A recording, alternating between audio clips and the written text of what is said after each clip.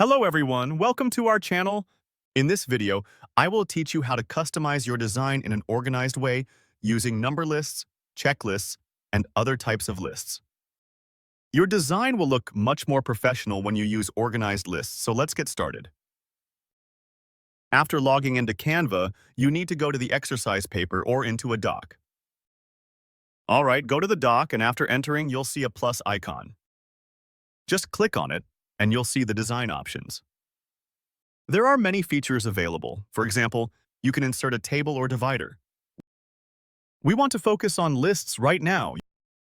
You'll also find options for the date, line charts, embeddings, and much more. Just explore whatever you need. For now, let's choose a numbered list, and you'll see numbers show up automatically. For example, if you just hit enter, the next number appears automatically. This makes your workflow much easier, quicker, and more efficient. If you want a checklist, that's available too. Just scroll down and you'll find the bullet point option. If you want to change numbers to bullet points, it's simple. If you need to change it to a checklist, that's available too.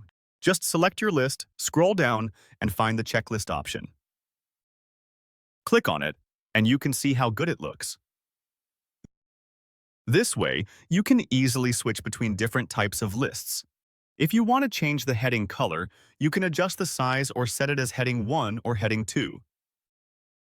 To change the text color, just select the text, go here, and change the text color. You can experiment as much as you like with these options. Don't worry about the process. I am using the free version, and it still provides plenty of features. Although there are some limitations in the free version, it's still enough for most needs. You can see various other options on the left bar as well. I'll be teaching those in other videos. So, this is how you can organize your lists, whether numbered, checklist, or bullet points. If you have any queries or confusion about Canva, please comment below.